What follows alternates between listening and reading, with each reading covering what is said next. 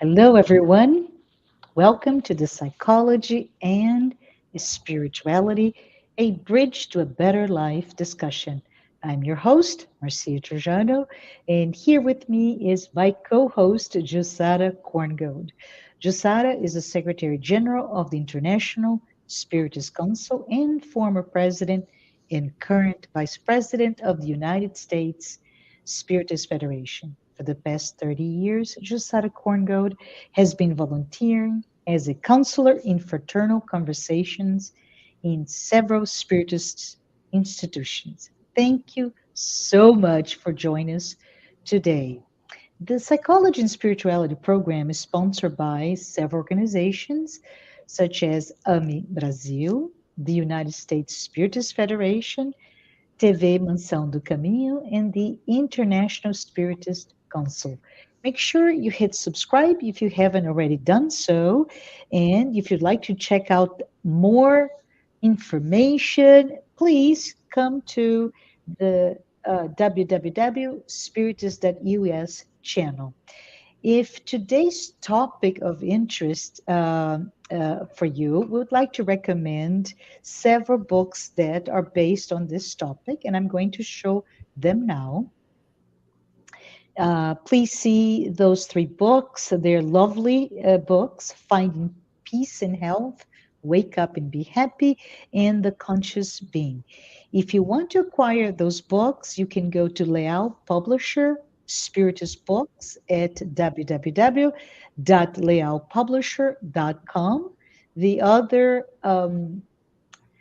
sites that you see here also have books that you may be interested as well. But thank you. Thank you for this. And I would like to say hello to Jussara and welcome to this conversation. Hello, Marcia. I'm so happy to be here today again. And happiness is the topic of our conversation. So let's make it happen, right? Hello, everyone. And it's good to be back. And it's good to know that you are here with us. And we have been receiving a wonderful feedback and generous comments. So keep on tuning in our episodes. Awesome. Thank you. Thank you so much. But if you're here and you tuned into today's episode, The Pursuit of Happiness, you may come with the first question of the day. What is happiness? Why is it important to discuss it? And I thought, Jussara, you, with your role, in your role as the Vice President of the United States Spiritist Federation, you may want to talk a little bit about happiness in the context of the US of A. How about that? Yes, absolutely. Because when we are talking about happiness, life, liberty, and the pursuit of happiness, and we know that this is one of the most famous phrases in the United States Declaration of Independence, and one of the most influential sentences in the history of the English language. So we can say that this statement of the necessity of happiness was formally introduced in 1776 by Thomas Jefferson when he penned the Declaration of Independence. We hold these truths to be self evident that all men are created equal, that they are endowed by their creator with certain inalienable rights, that among these are life, liberty, and the pursuit of happiness. It is beautiful, isn't it? Yeah, no, this is beautiful, beautiful, and I think it's important for us to, as we talk today in the next several minutes about happiness, to see how important it is, and we're thinking in the language of our sacred selves. But this is real. This is here. This is now. It's a completely embedded in the history of the country that we both reside in. But beyond that, I think it's important to understand that the concept of happiness goes far and away, and there's a breadth of discussions that we can touch today. So I would like to do this, Jussara, if you don't mind, and I would like to start perhaps going through the idea that the definition, right, of what um, happiness is, the reference about it in itself, we can find in Proverbs. So in Proverbs, we can see that happy is the man who finds wisdom and the man who gains understanding. So I just think it's very, very nice to put that as the baseline for what we're thinking about happiness. On one hand, the Declaration of Independence. On the other hand, we get all the way from Proverbs the idea of happiness and man. What we need to attain happiness. But as I mentioned before, we dabbled here and there in the various books by Joanna de Angelis, and specifically, if you look into one of them, I believe it was the conscious being. She starts by letting us know that the meaning of life is centered on the search for and in finding of happiness. So I think this is very important for us, right, Josada? We talked about this many, many times, where it's not just the trivial, oh, today we're going to talk about this and that. No, this is at the center. It's the cornerstone of what we are, is our pursuit of happiness. And I believe this is considered one of the most frequent existential challenges of all times. This is what plagues us. We want to be happy. So tell us a little bit, Josada, from what you know about happiness. How does it differ, perhaps, based on who you are, your gender, where you're from? What are some additional components for that idea of saying, I am happy? Yeah, it's interesting, Marcia, because as you said, um, there are so many angles that we can analyze happiness, Mhm. and according to our understanding of life, about how we were brought up, about our beliefs. For instance, when we are talking about the Buddhist teachings, uh, Mhm.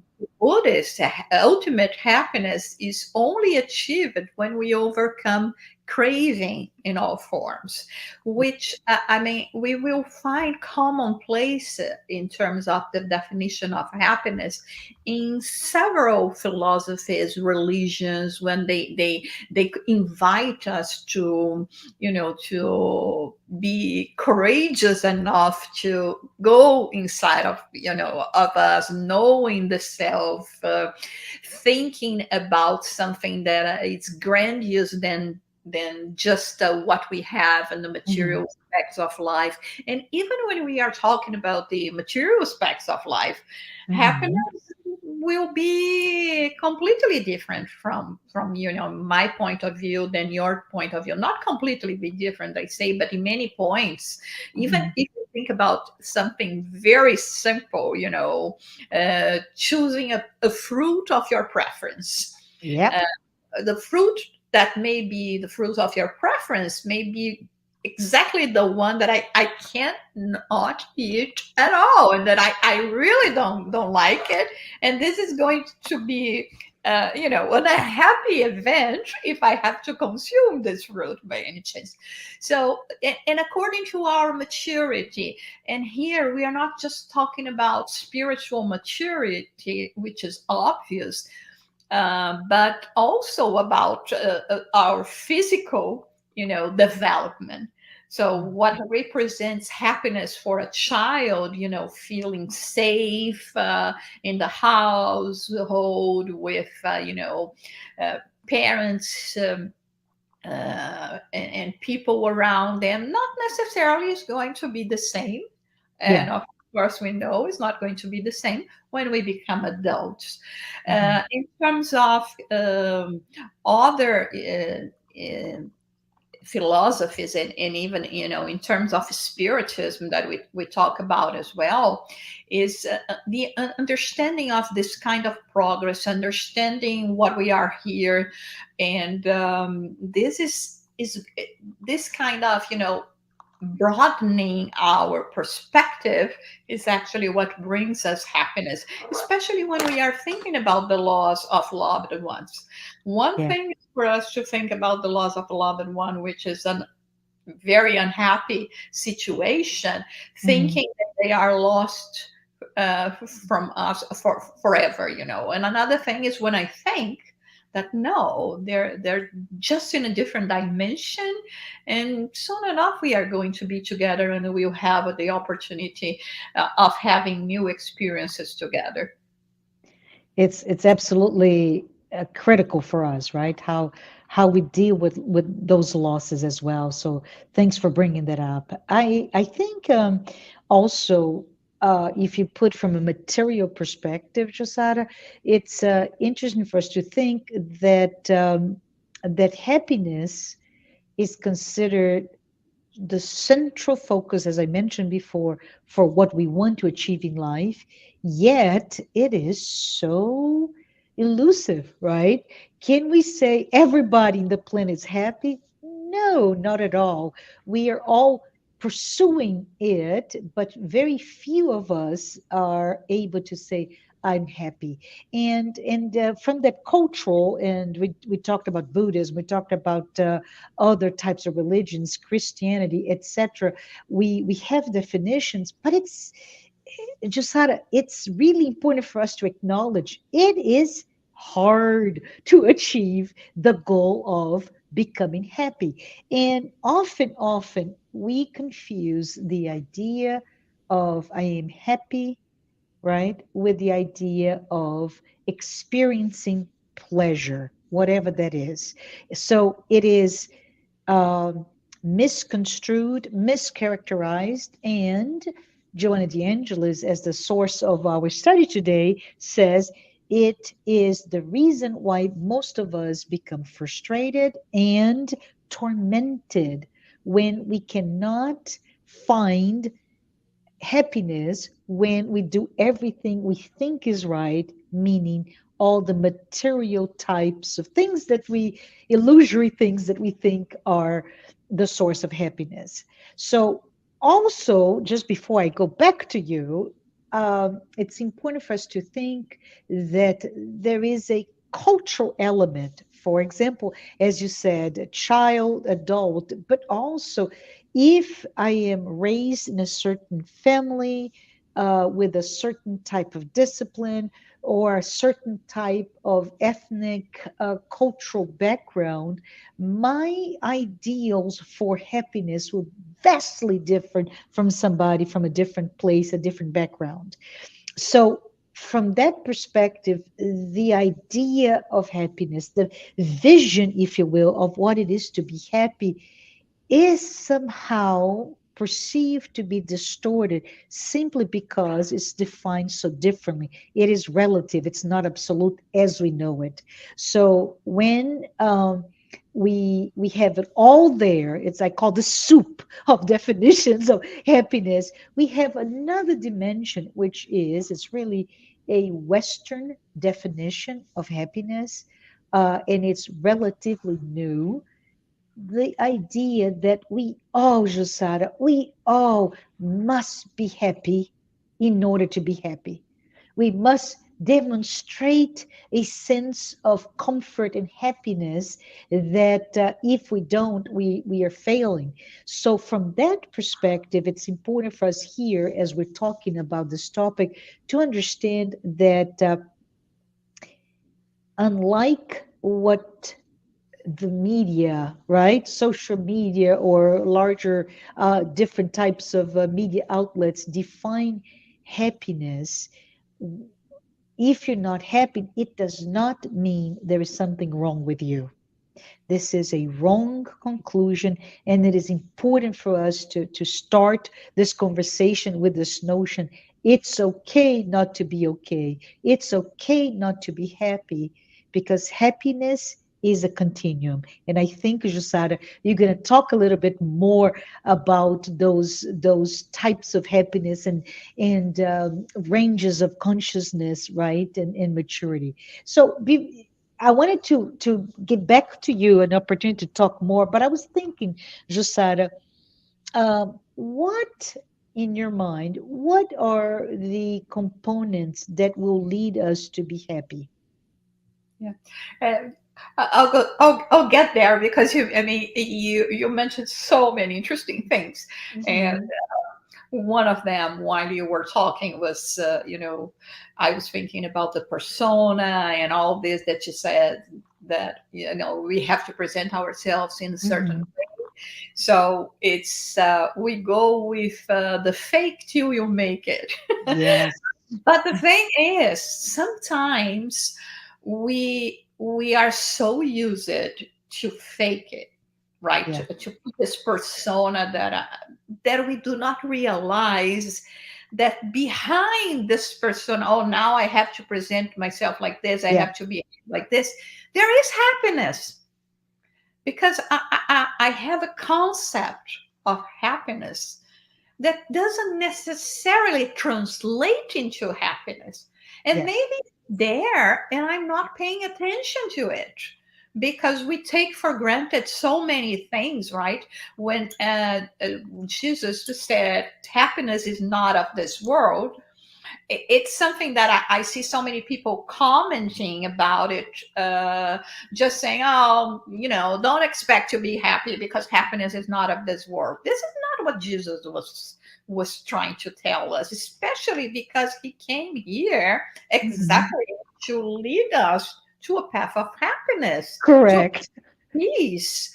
And so saying is not of this world, meaning is not of the things made in this world. And for Hmm. that, I would like to refer to question 922 from the book, The Spirit's Book, Hmm. codified by Alan Kardec. And then he asks the question for the spirits, and is there a common standard of happiness for all? This question is amazing, and the answer is brilliant. And Hmm. spirits reply, for material existence, it is the possession of all that is necessary. So the common standard of happiness in terms of material existence, the material aspect of life, we will say that it's possessing. Hmm. But here the spirit says it is possessing what is necessary. Because since we are material beings, we do need material things to provide Correct. for us. Hmm. So for happiness, in terms of material existence, is the possession of what is necessary. And for the moral life, it is a good conscience and faith in the future. Good Love conscience. it. We talk it so much about that in other episodes, and are going to be talking about it again, how much peace of mind, us knowing that we are trying to to be righteous, right? And then not expecting others to do the work. We have to do the work ourselves, right? And Hmm. this faith in the future that goes along what we said before in terms of having faith in the future, having faith that if I couldn't reach this goal now, it doesn't mean Hmm. that I cannot tomorrow, 10 years from now, 20 years from now, 500 years from now, right? Three distances after this one. So Uh-huh. this is I think it brings joy, it brings happiness to us, but then again it's a matter of us being willing to open our minds to this idea, to all this spirituality. I was recently watching an interview that Jung gave to a journalist, Hmm. there is when the journalist asks him, this bright man that possesses so much wisdom and knowledge in different areas and aspects of life, and when he asks him about his belief in God, he says, yes. But then the journalist says, but even now, even today, like saying, now that you are so smart, have accomplished so much, 84 years old, you still believe in that. And he says, it's not a matter of believing. I know. So if we allow, this inner voice inside of us to manifest this, I Oh, know I'm an immortal being. I know I'm, just starting this journey. I think this is going to improve so much the level of happiness that we will feel. And this is what it's all about, happiness, it starts inside of us. I thank you. Thank you. This is awesome. And for those who may not have caught Jussara, the interview was with Carl Gustav Jung, right? The very famous um, psychoanalyst. And Joanna de Angelis books are mostly Jungian in terms of psychology. So very, very good for you, Jusada, to bring that interview to us. Uh, I wanted to say something maybe here, back to the material, right? Question 922, Allan Kardec asked, and we are giving the idea there is a moral happiness and there is a material happiness, perhaps. And I want to give a little bit of a slant, which I alluded to earlier in our conversation, which is the idea that we somehow dream that happiness is, and dream is, it's really a dream in terms of an illusion of how we are brought up. And this is the majority of us, Jusara. So we dream of this, oh, everything is rosy, meaning I don't have any problems, right? Oh, everything is so wonderful. I have all the comfort that life can bring you to us, which is the material possessions. And then, of course, there's a third component is I want to rest. I want to be idle. I want to not work. And I want to be powerful, however power is defined in a given time and context. And we really understand. I think it goes back to what Buddha said, right? If we only enjoy our sense of well-being, and if we only have a sense of gratitude for what we have, all of these things that we think that are important are no longer, they crumble down into the definition of happiness, correct? And the first thing is to know that the rich, the wealthy, the powerful, um, they may have the life of what I just said, all right, with power, with comfort, with time, but it does not mean they are happy. In I would even say in many cases, we may see individuals that attain all of it quite bored, quite uninspired, and let's say maybe I may have happy moments that are attached to a material possession, right? But you and I know this. We end up going very fast into, wow, I got the car. I remember as a young woman when I got my first car. Whoa, I'm so happy. I got this car of my dreams, etc. But we know within 2 months we don't even think about it anymore. All right. So it really tells us that it's nice to get whatever that you're pursuing, but they are not the trigger for you to be happy, right?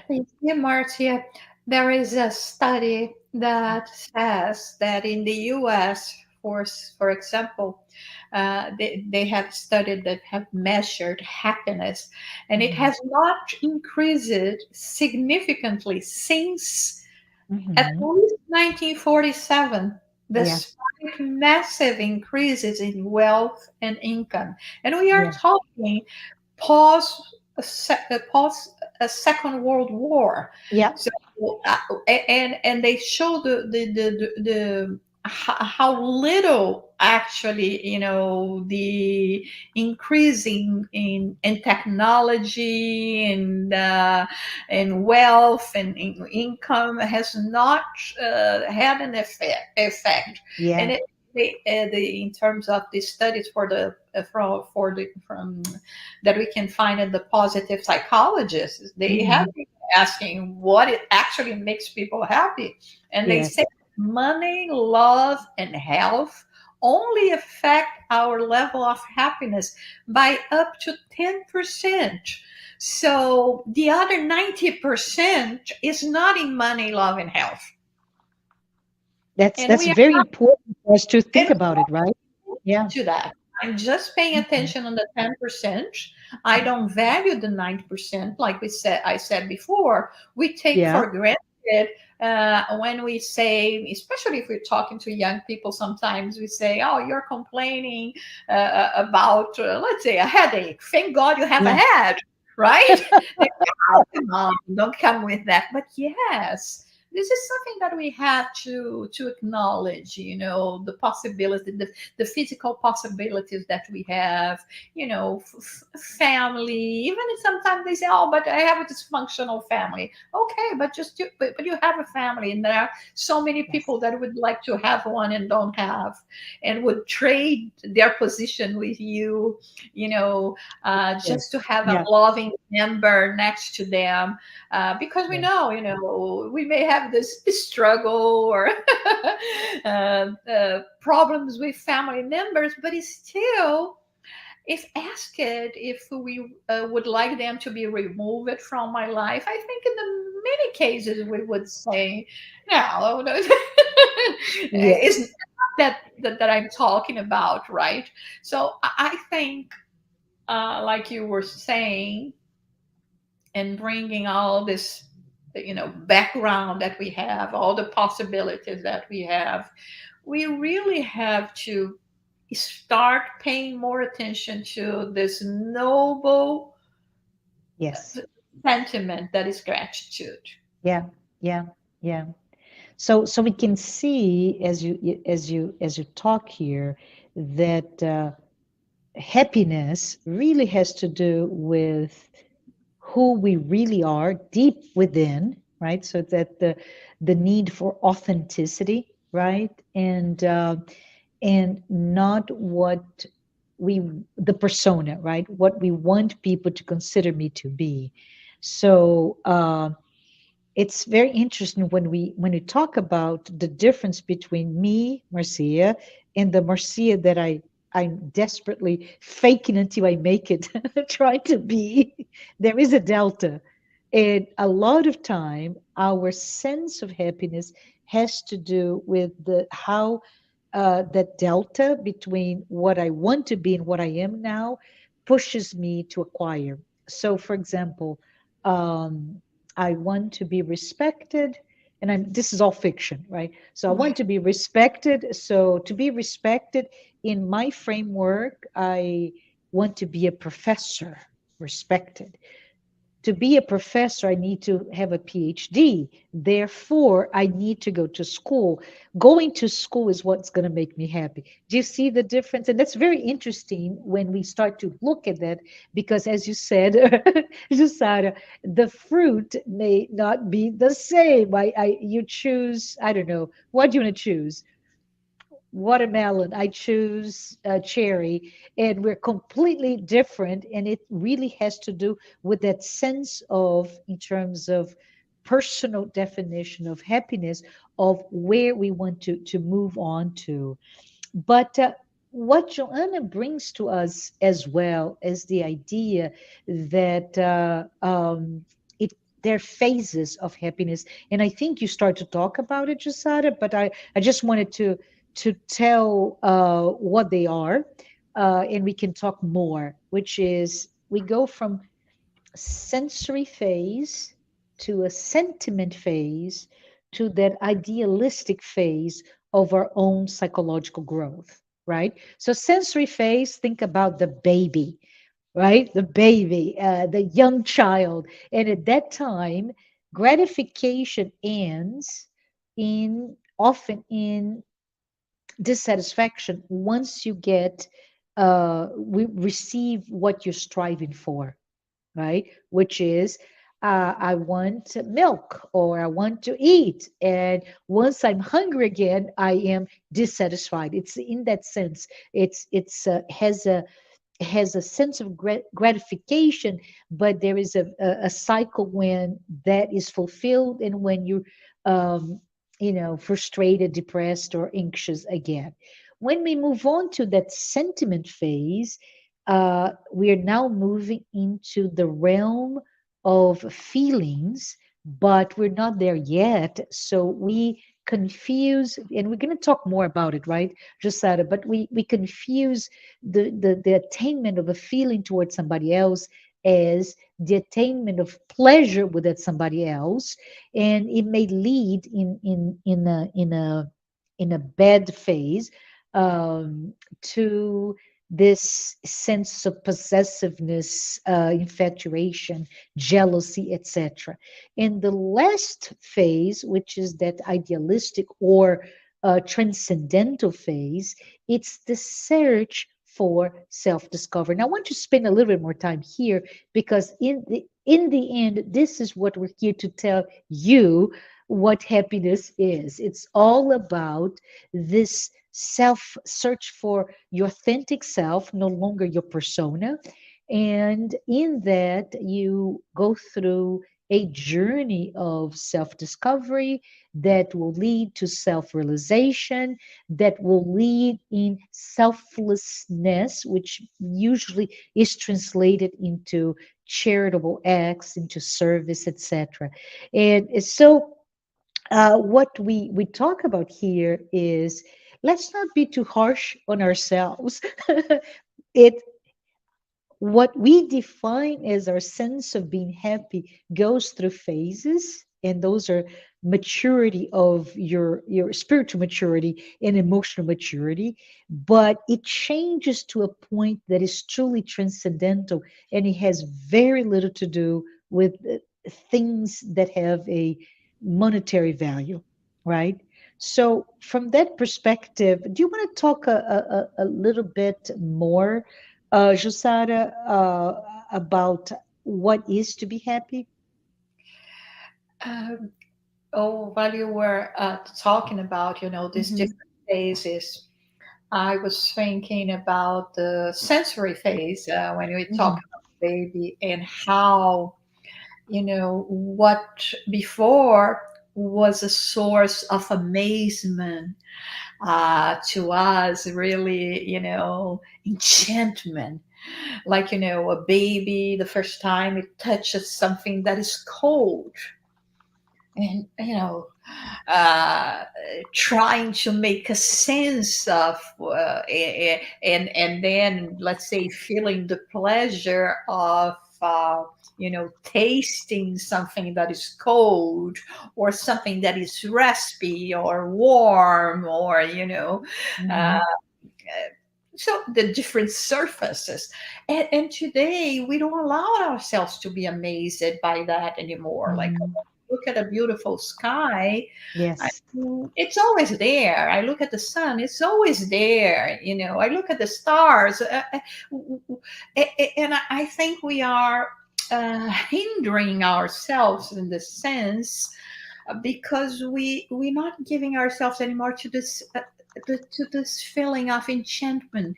Uh, Even when we are talking to a friend, to a loved one, how beautiful it is that I have this person here today with me. We never know about tomorrow. So I was thinking that in terms of this kind of happiness, not only in terms of allowing ourselves to be amazed by things that are surrounding us, and that the achievements, the pat in the back that I need to continue going on, and this is a source of happiness. And one of the things that you mentioned in terms of the self-discovery, the work that we do in terms of realizing that it's not that my happiness doesn't depend where I live, what car I drive, what language I speak, or it's something that is very personal. I've been. I move it quite a lot, and then live it in different countries and cities. And sometimes, when people are going to go through this experience, they come to talk to me about how was it, to go and live in a different place, and another country. And I say, you know what? It doesn't matter. What matters is how you feel. I make each place that I go my home, and I bring my emotions with me. Yeah. So, okay, there might be, different brands of, cleaning products or Uh-huh. that I have to learn, but I mean, I will be happy or not in a place depending on how I am. And in terms of another aspect that you mentioned, which is the altruistic values. Yeah. And since we are talking about the United States today as well, because Mhm. of happiness, there is a statement by Eleanor Roosevelt that she says, since you get more joy out of giving joy to others, you should put a good deal of thought into the happiness that you are able to give. So you see, sometimes we will find more joy in helping others than Yes. necessarily just being selfish, right? Looking for things that are going to satisfy us, not thinking about others and the need of others. And I think Beautiful. it's beautiful, this thought by Eleanor Roosevelt, and how she share that with us in Yeah. terms, our happiness depend on that as well. Yes. Yes. We're getting close to our end. Time goes by so fast. And I want us to move a little bit when we talk about it, about happiness. Are you okay with that? Absolutely. Yeah. So we, when we talk about the phases you mentioned, um, it would be important for us to also understand that transcendental, that idealistic phase is out there, right? Far from where we are now. But between now and there, Jussara, we need to consider several things. And one of the things that I wanted to bring here today is the fact that many people believe, and this is from a psychology perspective, right, that happiness has to do with the Freudian pleasure principle, right? And we talked at length of what was the principle he was talking about. But what I want to bring here to everyone, to you and to me as well, is that uh, while we may satisfy or may not satisfy the needs from a pleasure perspective, right? One many time one will keep pursuing that as a way to not look or not feel pain, right? So I am, I don't know, trying to think here what would be a good example. Maybe my pleasure comes from jumping out of just hang gliding, not jumping, hang gliding, and the I'm seeking adrenaline because I want to feel something, some source of pleasure.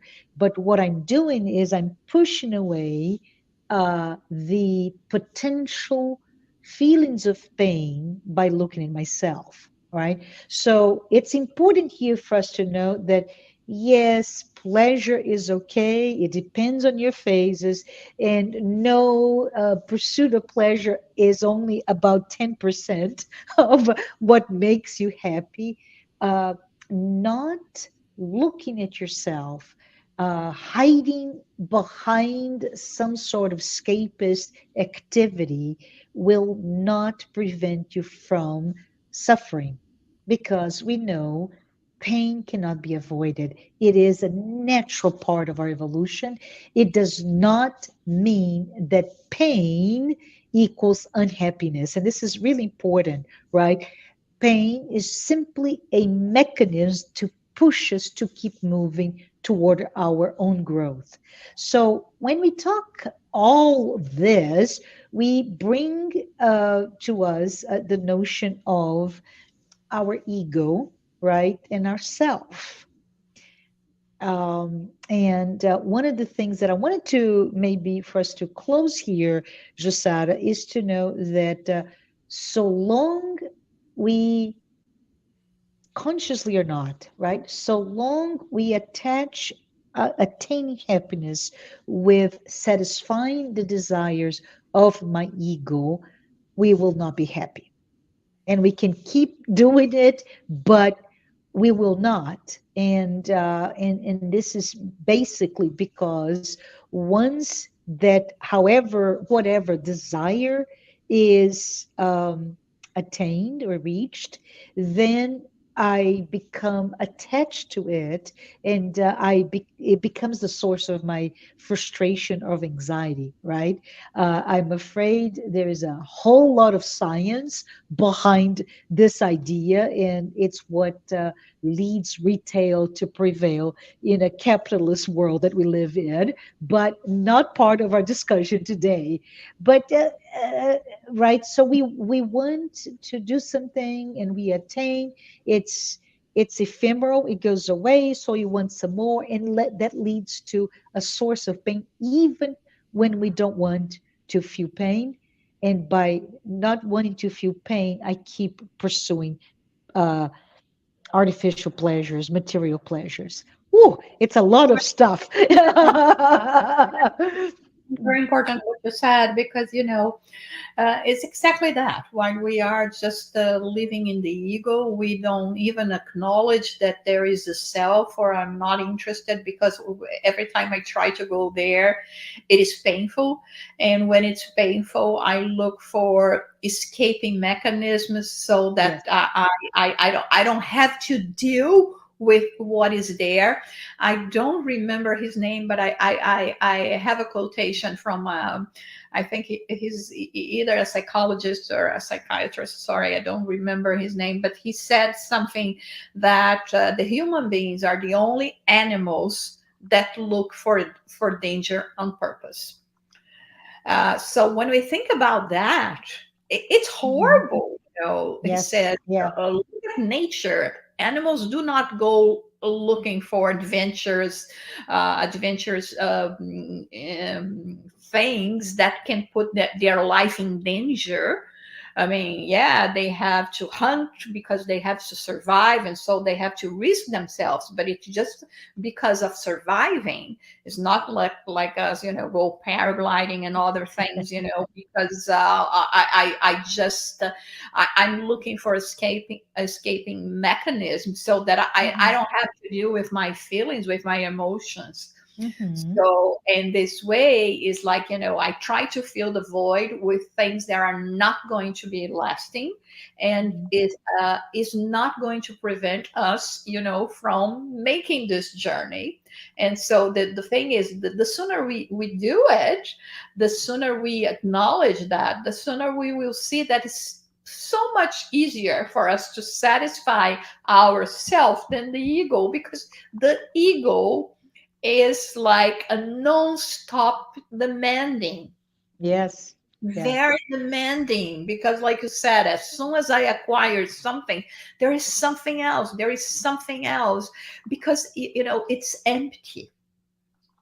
It doesn't fulfill us. It's like, when you are eating something, for the sake of eating, but you don't feel happy because it was not a tasty meal or something like that, right? I mean, I think we can relate with that. So Yes. yeah, um, ego is complicated. Ye- Yes. The good news is, as we mature, and we all do, that's a fatality, right? Fatality, not a death, but fatality. It is a Heard that. something that cannot not happen to you. It's our destiny. As we mature spiritually, our egoic desires, all of them, right? So it doesn't matter what you are and how much you push away other desires besides the egoic desires. As we mature, they will give way to spiritual aspirations, right? Those spiritual aspirations will lead to the need for a deeper search within ourselves, and this, my folks, is the road to self discovery. It is the road to happiness, which is, we spent the past about 40 minutes, 45 minutes talking about, but this is how we get there. It is having the strength to grow, and inherently, as you mature, you will need to look inside. You need to go through this path of self discovery. So, Hey, Jussara, are we ready? Are we ready for that? just gonna say that it's not just a matter of maturing, spiritually speaking, because sometimes people that may be hearing us are not that much into it, and just Uh-huh. maybe we are stirring their curiosity in learning more, but even in terms of psychological maturity, because Hmm. how many people we know that are in their 40s, and we say, psychologically speaking, they're barely touching their teenager years. So it is a psychological maturity in the sense that we meant, that we talked about, in realizing that there is more to it than just the life dedicated to the ego, but also, of course, the spiritual perspective that will even show that there are new horizons for us to explore. So stay tuned with us, and until next time. I know this is awesome. I love our discussion today. There's so much more, but I wanted to say, in the pursuit of happiness, there's plenty of information out there. We mentioned to you several books, right? The Conscious Being. There's a little book called "Wake Up and Be Happy." The title says it all. And of course, we also have Finding Peace and Health, which is a gem, and we're going to use it further next time we meet. But until then, hope you have a wonderful week. And thank you so much, Jussara, for being here with me today.